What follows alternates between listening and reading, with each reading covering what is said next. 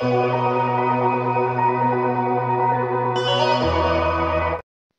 mapagpalang araw po ng Martes, December 2 na po, 2025. Kabayan, meron tayong pinaka-latest na weather update sa lagay ng ating panahon. Meron na po tayong minomonitor ngayon na sama ng panahon or low pressure area na nasa medium chance na maging isang ganap na bagyo. Ito po yung ating sinasabi na banta po ng bagyong tatawaging Wilma kapag nakapasok na po sa loob na ating Philippine Area of Responsibility at naging isang ganap na bagyo. Titignan natin yung iba't ibang mga weather system din po na nakakaapekto at nagpapaulan ngayon sa malaking bahagi po ng Luzon, Visayas at Mindanao. So ito po, ito pong low pressure area, medium chance na maging isang ganap na bagyo. Meron pong lokasyon na 1,445 kilometers east of eastern Visayas. So, Visayas area na naman na tinatarget ng panibagong bagyo. Maaapektuhan yan sa ating nakikitang advanced weather forecast or system, ang Bicol region din po at nalalabing bahagi po ng Luzon. So, ito naman pong low pressure area o banta ng bagyong Mabubo. Hindi naman nakikita na as of now ng potential po na typhoon or super typhoon category. Pero lagi ko sinasabi na mahina man or malakas po ang bagyo, kinakailangan pa rin lagi tayong handa. Yung tipong parang merong malakas na bagyo yung paghahanda natin, mas safe po yun. Mas maganda po yun. Dahil alam nyo, mas maganda yung umpisa pa lang nakapag-asikaso na tayo para hindi po tayo maabala din. No? Dahil nakakatakot din yung sama ng panahon ngayon. Ito po, sa tinatawag natin na tropical cyclone threat potential, ito nga po sa December 1, kahapon pa yan, hanggang December 7, itong banta ng sama ng panahon, banta ng bagyong Wilma, papasok po sa Eastern Visayas hanggang Bicol region, papalabas sa kanlurang bahagi ng ating bansa. Diyan po sa week 2, simula December 8 hanggang December 14. So, tignan nyo mabuti. Hindi nakitaan na magiging typhoon o super typhoon category. Kasi kung yan ay nasa super typhoon category o typhoon category, magpupula yan sa ating advanced weather system o tropical cyclone threat potential. Pero lagi kong pinapaalala po, ito po, alam nyo, maraming pagbabago pa na pwedeng mangyari. Bawat oras minuto nagbabago po ang ating tropical cyclone threat potential.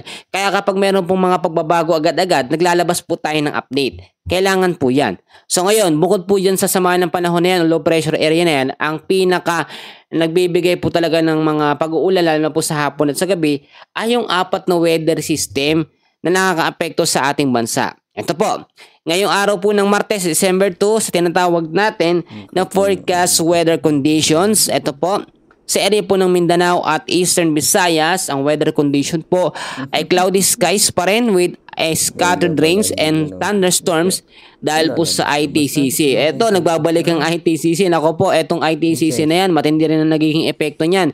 So, kailangan pa rin natin maganda sa possible impact niyan, pagbabaha sa mababang lugar at landslide sa mga landslide prone area. Take note kapag nagkaroon po ng moderate to heavy rains anumang oras. Importante yung paghahanda.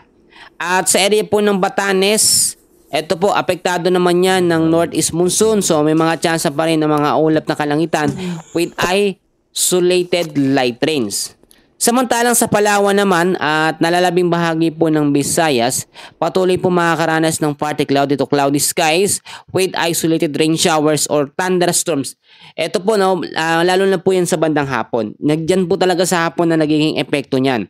So may mga tsansa pa rin ng mga possible flash floods or landslide kapag nagkaroon po ng severe thunderstorms. Pag sinabi nating severe thunderstorms, ito'y mas malakas na pag-uulan, mas malawak, mas mahaba ang duration kung minsan, at yung tipong yung dami ng ulan ay halos pang 5 araw na. Ganun po katindi ang severe thunderstorm at nakakatakot po yan sa lakas. Dahil ang kalaban ho natin dyan ay yung mga pagbabaha. Clear po sa atin yon. So ito po sa area po ng Metro Manila, the rest ng Luzon, ito ay patuloy po makakaranas ng weather condition partly cloudy to cloudy skies with isolated rain showers or thunderstorms dahil po sa easterlies. Ang easterlies ay yung maalinsangan or mainit na hangin na nanggagaling po sa may karagatang Pasipiko. So yan po nakikita natin mga kaibigan na isang dahilan kaya po nagkakaroon ng mga localized thunderstorms, mga pag-uulan lalo na po sa hapon at sa gabi. So kinakailangan kung lalabas tayo ng ating mga kabahayan ngayong araw po ng Martes, magdala po ng payong, jacket, kapote, panlaban ho yan sa mga biglaang bugso po ng mga pag-ulan. Ngayon, balikan natin etong LPA na medium chance at sa mga susunod na mga oras ay nasa loob na ito ng ating PAR bilang isang high risk or high chance na maging isang ganap po na bagyo. Kapag yan naman ay naging bagyo, ito po paliwanag ko sa inyo mabuti kasi yung iba tinatanong talagang kinukulit ako, kuya, ano ba yan? Super typhoon ba yan? Typhoon ba yan? Malakas ba yan na bagyo? Sa ngayon po kasi, nakikita natin kung ito ay pumasok sa loob ng ating par at ma-develop bilang isang tropical depression at nagkaroon siya ng tinatawag na rapid intensification at bilang pumalo sa tinatawag na tropical storm hanggang severe tropical storm, yon mas mataas yung chance na maging isang ganap na bagyo. Pero dahil nasa labas siya ng par, malapit nang pumasok sa ating area, isa pa rin siyang LPA. So, ang tendency nito ay mahinang bagyo. Tulad na lamang, ito, bigyan ko kayo ng example. Yung Typhoon Tino, Super Typhoon Yuan, bago pa yan pumasok sa loob ng ating Philippine Area of Responsibility, ganap na silang bagyo. So, doon po tayo magbabase, Ang isang LPA kapag hindi pa isang ganap na bagyo sa labas ng par, bago pumasok sa ating bansa, ay mas mahina ang tsansa, mas maliit ang tsansa na maging malakas po na bagyo. So yun po, malinaw po sa atin yan. Ang isang malakas na bagyo, ganito naman. Nasa labas pa lamang ng par, malayo pa, ilang distansya pa, libong distansya pa.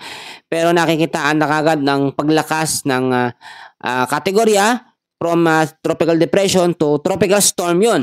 Tapos lalabas na yung area of probability niyan. Makikita natin ngayon kung mas magiging malakas o kung saan dadaan ang mga sama po ng panahon. Sa pagkadala po ng Pag-asa, ngayong December po ay 1 hanggang 2 bagyo ang mabubuo. Kapag ito pong sama ng panahon na yan or tinatawag natin labanta po ng bagyong Wilma ay mabuo po, yan po ay tatawagin kauna-unahang bagyo ngayon nga pong December. So alam naman natin 1 hanggang 2 bagyo ang nasa monitor chart po ng Pag-asa and ayon na rin po yan sa ating advanced weather system. Pero lahat po ng mga sama ng panahon na yan, bagyo na yan, nasa mahinang kategorya lamang, Lalo na pong sinasabi ko sa inyo, kapag naging bagyo po ang isang LPA, marami mga senaryo na pwedeng mangyari at pagbabago sa kanyang kilos at galaw. Ngayon, wala man tayong anumang bagyo, aktibong bagyo sa loob ng ating bansa, kinakailangan pa rin natin maging ready at maging updated sa lagay po ng ating panahon. May mga pagbabago time to time, oras-oras, araw-araw, kahit nakita natin dun sa ating tinatawag na tropical cyclone threat potential na hindi yan magiging malakas na bagyo, may mga tsansa pa rin pagbabago dyan. Pwedeng mas maging mahina, pwede rin mas malakas. Pero kung titignan nyo, mas lamang dito, dun sa parting mahina. Dahil hindi naman talaga nakikitaan niya ng magiging malakas o super typhoon. Pero syempre, hindi pa rin natin nire-rule out yung mga possibilities na pwede pa rin magbago kapag nasa loob na ng ating bansa. Lalo na kapag lumabas na yung tinatawag natin na landfall scenario o landfall areas ng isang ganap na bagyo. Yan po muna ang pinaka-latest na update natin sa ngayon. Maraming salamat po at God bless po sa inyong lahat.